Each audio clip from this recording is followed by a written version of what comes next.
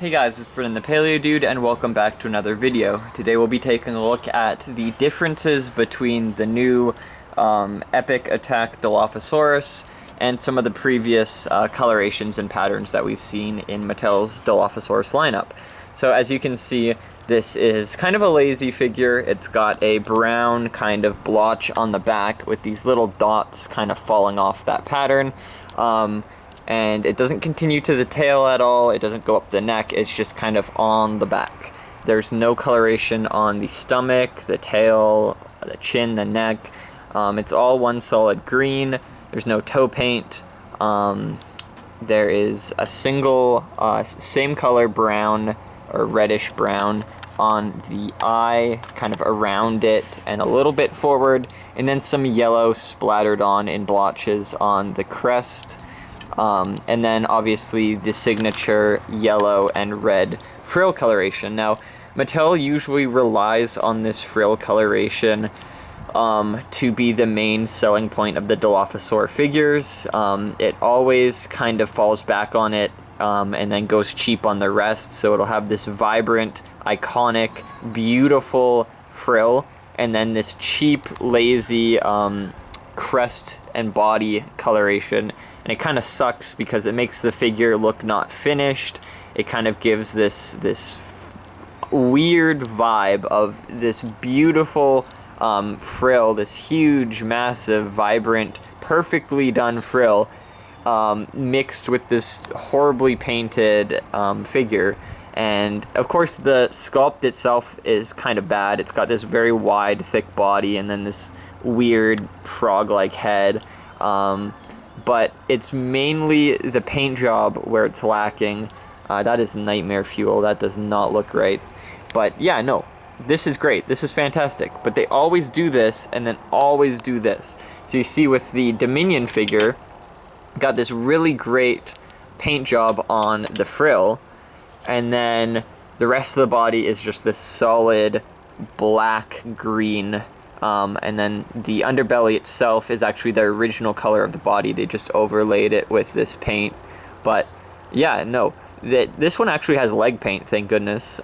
It seems like with the Dominion lineup, a lot of the figures, the movie figures that is, got nice paint treatment. Like you can see even the crest itself has a little bit of orange around the side, and the face, they gave some little bits of detail on there. And even the underjaw has a different color of paint. Like, this is one of the more higher-end paint schemes. But then when it comes to, say, the Hammond Collection, Dennis Nedry Getaway set Jeep, they did the same thing. They just threw on some lazy brown right on the back, didn't continue it up or down the body. No underbelly paint whatsoever, solid color, but they have this vibrant, great painted, it's actually, I think, more of like a scan print on the frill, but this great movie accurate pattern and coloration, and then the frill or the crest is just lazy yellow again. They just threw on yellow. Where are they getting this like idea that fans want yellow on the crest? Like, it looks wrong, it looks ugly, it's not movie accurate.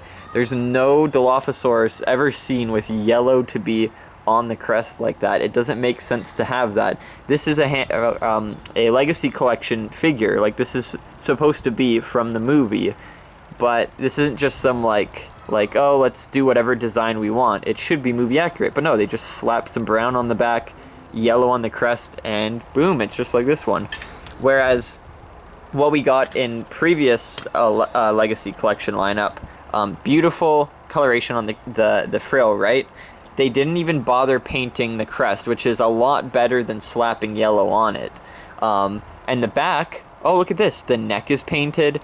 We can forgive the tail, but it's this green, this dark green that we see in the actual movie-accurate animal. This dark green coloration, not brown slapped on the back, but dark green in a very similar pattern. You can see it's kind of bleeding down the side, just like in the original.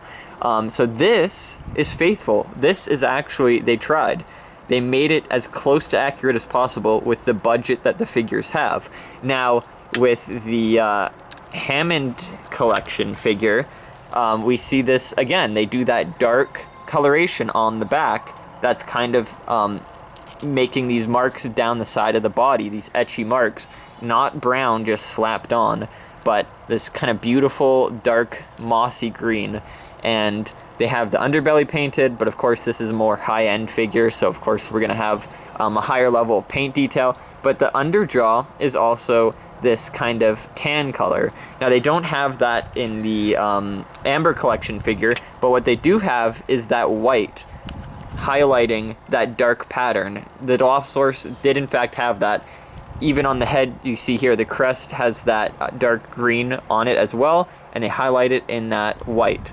And of course, obviously the frill looks the same as everyone else's, just slightly different with the yellow and the red. Now these are fantastic because they have that dark green around the eyes and on the crest. You can see even this one has that dark green around the eyes. It didn't go up onto the crest, but these guys, again, we're going back to them, do not have that. So this is interesting because this is a slightly newer figure. I think this is 2021, 2022.